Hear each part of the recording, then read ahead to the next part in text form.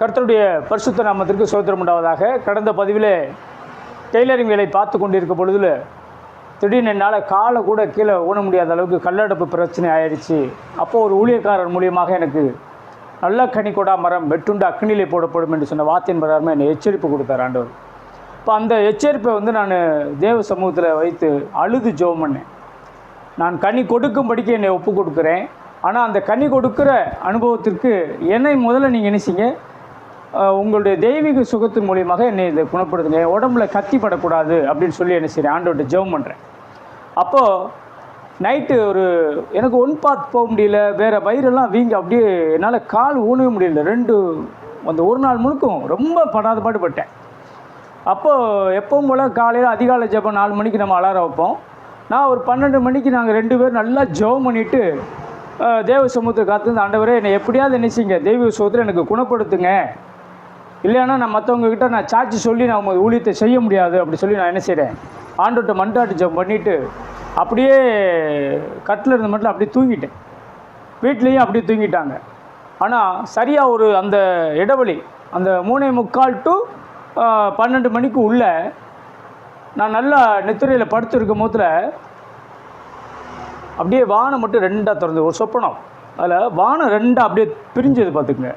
பிரியும் பொழுது அதில் மேலேருந்து ஒரு கால் மட்டும் வந்துச்சு. கால் மட்டும் என்னுடைய வயிற்று பகுதியில் நின்றுச்சு. அதில் ஒரு பிரண்டை செடியில் ஒரு தக்காளி பழம் இருந்தால் எப்படி இருக்குமோ அது மாதிரி என்னுடைய வயிற்று பகுதியில் இருந்தது. அப்போ அந்த காலினுடைய பெருவிரலிருந்து நெருப்பு பெறப்பட்டு இந்த தக்காளி மாதிரி இருக்கிறது அப்படியே சூடு பண்ணும்போது அது அப்படியே மிளகாக வந்த மாதிரி வந்தது. அது அப்படியே அந்த பெருவிரலை தள்ளிட்டு திரும்ப அந்த கால் அப்படியே மேலே போயிடுச்சு. திரும்ப அந்த கால் போனப்போ ஒரு கை வந்து அந்த பிரண்டை செடி மாதிரி இருக்கிறத அப்படியே ஆட்டி என்ன பண்ணிச்சு, பிடுங்கி தூக்கி எறிஞ்சிட்டு அந்த கையும் போயிடுச்சு,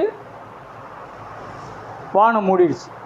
இது நான் கண்ட சொப்பனம் அன்னைக்கு. அப்போது 4 மணிக்கு நாங்கள் ஜெபம் பண்ணணுமே சொல்லி அலாரம் வச்சு தான் படுத்திருப்போம். ஆனால் எனக்கு 3:45 எனக்கு முழிப்பு தட்டி எப்பவும் போல் நம்ம ஒன் பாத் போகிற மாதிரி மடமடன்னு எந்திரிச்சு போய் லைட்டை போட்டு நான் பாத்ரூமில் ஒன் பாத் போய்கிட்டே யோசிக்கிறேன், ஆகா கனவு நமக்கு இப்படி வந்தது, நேற்றெல்லாம் இவ்வளோ பெயின் இருந்ததே, இன்றைக்கி ஒன்றுமே இல்லைன்னு வர முதல்ல நான் என்ன கனவுல கண்டேன், மிளகாக இருந்த மாதிரி அத்தனை கல்லுகளும் வெளியில் விழுந்தது. நான் அதெல்லாம் எடுத்து வச்சு கழுவி அதை அப்படியே திரும்ப ஒரு பேக் பண்ணி டாக்டர்கிட்ட திரும்ப கொண்டு போய் நான் காட்டினேன். அதாவது கல்லடப்புக்கு நாளைக்கு ஆப்ரேஷன் பண்ணணுன்றீங்க, இது எல்லாமே எனக்கு ஒன் பாத்தில் வந்துருச்சுங்க, இனிமேல் நான் திரும்ப கல்லடப்பு மூலிமா ஆப்ரேஷன் பண்ணணுமாங்க, முதல்ல மிராக்கல் அப்படின்னாரு. அப்போது திரும்ப ஸ்கேனிங் இதெல்லாம் ரிப்போர்ட் எடுத்து அதெல்லாம் பார்க்கும்போதில் அந்த கல் பிரச்சனை இல்லை. இன்றைக்கு வரைக்கும் எனக்கு அந்த தெய்வ சுகத்தின்படி ஆண்டவர் கொடுத்த அந்த கல்லடப்பு பிரச்சனை சொப்பனத்தில் எனக்கு ஆப்ரேஷன் பண்ணி ஆண்டவர் கிளியர் பண்ணார். அதுதான் எனக்கு நான் பெற்றுக்கிட்ட ஒரு பெரிய அற்புதம். ஆப்ரேஷனே இல்லாமல் தேவன் எனக்கு குணப்படுத்தினார். அதுக்கப்புறம் என்னை முழுமையாக நான் என்ன செஞ்சேன், திரும்ப ஒப்பு கொடுக்குறதுக்கு தேவ சமூகத்தில் காத்திருந்து அந்த ஒரு 40 நாள் திரும்பவுமாக நான் உபவாசம் இருந்தேன். விட 3 நாள் 2 நாள் வெள்ளிக்கிழமை உபவாசம், ஞாயிற்றுக்கிழமை உபவாசம் இப்படி இருந்துக்கிட்டே இருந்தாலும் தொடர்ந்து ஊழியத்துக்குன்னு போகும்போது நம்ம என்ன செய்யணும் ஆண்டவரே அப்படின்னு பார்க்கும்போதில் அவருடைய தேவ சமூகத்தில் காத்திருந்து நான் ஒவ்வொரு நாளும் என்ன பண்ணணும் ஆண்டவரேன்னு கேட்பேன்.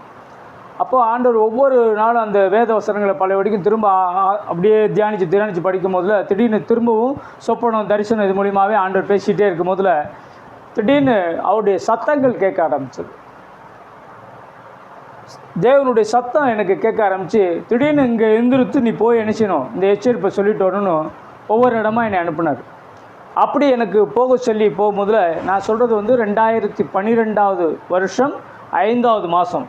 நான் ஏற்கனவே சொல்லியிருந்தேன் அந்த சின்ன புக்கு தேவ எச்சரிப்பு, அப்புறம் 3 புக்குமே நான் அந்த டைமில் தான் அடிச்சிருந்தது. ஆண்டவர் சொல்லி தான் நான் அந்த புக்கை அடித்தேன்.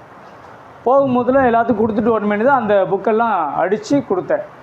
இப்போ நீங்கள் திரையில் அந்த இதில் பார்க்குறது கூட நீ நிற்பாயா தப்புவாயன்ற புக்கு கூட நான் அப்போ அடித்தது தான்.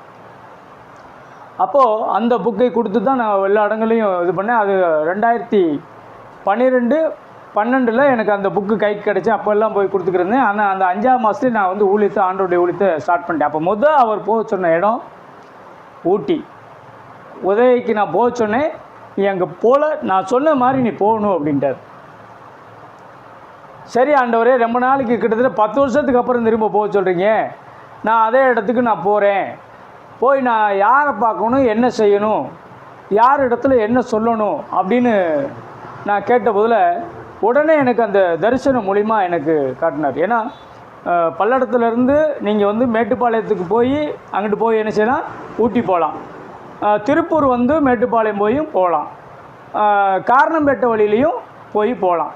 நம்ம பஸ்ஸில் தான் போகணுனாலும் எங்கிட்டு போகிறது ஆண்டவரேன்னு சொல்லி கேட்கும் போதில் கரெக்டாக பிரத்யட்சமாக எனக்கு திருப்பூர் போய் நீ பஸ் ஸ்டாண்டில் நிப்பாட்டி நீ அங்கே போகிற மாதிரி எனக்கு தரிசனமாகவே காட்டினார்.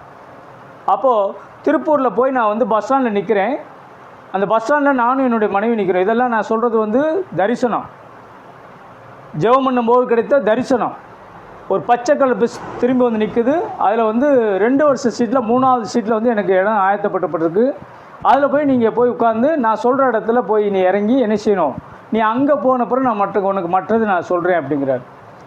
அப்போது நான் அங்கே போய் மற்றது சொல்கிறேங்கும் போது என்னென்னா, அங்கே என்ன நடக்குதுன்னா, நான் ஊட்டி பஸ் ஸ்டாண்டில் போய் இறங்கும் பொழுது மழை அதிகமாக பெய்கிற மாதிரி எனக்கு தரிசனத்தில் காட்டுறாரு. இப்போ நான் ஒரு குடையும் எடுத்துக்கணும், குளிர் அதிகமாக இருக்கிறதுக்கு ஒரு சொட்டரும் எடுத்துக்கணும். 2 பேருமே ஜெர்க்கின் இதோட வச்சுக்கிட்டோம். அப்போ நான் நண்பர்களை கூட்டு போவா, அவங்கள கூட்டு போவா, இவங்களை கூட்டு போவோம், இல்லை உன்னுடைய மனைவியை தான் நீ கூட்டு போகணுன்னாரு. நான் அப்போ அவளை தான் கூட்டு போகிறேன். இப்போ அப்படி போகும்போதில் அதே அந்த 4 ரோடாக இருக்குது ஊட்டியில். இதெல்லாமே எனக்கு தரிசனமாக முன்னாடியே காட்டுறாரு. நான் ஊட்டிக்கு கிட்டத்தட்ட போனது கிடையாது, ஆனால் ஒரு தடவை வந்து டூர் போனது தான். அங்கெல்லாம் நான் அந்த தரிசனம் அப்போ கிடையாது, அதுக்கப்புறம் இப்போ உள்ளதான் இப்போ இருக்குது. அப்போது அது ஒரு 4 ரோட்டில் ஒரு மூடிய ஒரு சிலையும் அது ஒரு சென்டர் பாயிண்ட்டாக இருக்குது. அது யார் இதுன்னு அப்புறம் விசாரிச்சு அது ராஜீவ்காந்தி சிலை அப்படின்னு சொன்னாங்க. அது என்னென்னலாம் தெரியாது. ஆனால் அந்த 4 ரோட்டில் அந்த சைடு ஒரு நபர் வந்து ஒரு லேடிஸ் வந்து ரோஸ் கலரு சாரீ உடுத்து சொட்டு போட்டு நிற்கிறாங்க. அவங்கக்கிட்ட போய் நான் போய் என்ன செய்கிறேன், இங்கே வந்து சர்ச்சு எங்கே இருக்குது அப்படின்னு கேட்குறேன். அப்போ அவங்க ஏதோ சொல்கிறாங்க. டக்குன்னு எனக்கு தரிசனம், நீ அங்கே போய் கேட்கும் பொழுது நான் மிச்சத்தை சொல்கிறேன்ட்டார் ஆண்டவர். நான் அதோட நின்றுச்சு. அப்போ நான் வந்து இதை வந்து ஒரு டைமில் சொல்கிறாரு. ஆனால் நான் வந்து போக மாட்டேன். ஏன்னா தனியாக ஊட்டிக்கு வீட்டுக்காரமாக கூப்பிட்டுட்டு எங்கே போய் எந்த இடத்துல போய் தங்கி யார்கிட்ட போய் சொல்கிறது, சொல்ல முடியாது. என்ன வசனம் சொல்கிறது சொல்ல முடியாது. அப்போ எனக்கு சரியான வசனம் வேணும். அங்கே யாராவது எங்கே இருக்காங்கன்னு சரியான ஒரு காரியம் சொல்லணும். என்ன எச்சரிப்பு சொல்லி என்னை அனுப்புகிறீங்கன்னு சொல்லி ஆண்டவர்கிட்ட திரும்பமாக கேட்குறேன். அப்போ என்ன சொன்னார், என்ன நடந்தது, அங்கே நான் போனேன்னா பார்த்த தரிசனமெல்லாம் அப்படியே நடந்ததான்றதை நான் உங்களுக்கு அடுத்த பதிவில் உங்களுக்கு சொல்கிறேன். கர்த்தர் தாமே உங்களை ஆசீர்வதிப்பாராக, பாதுகாப்பாராக. ஆமென்.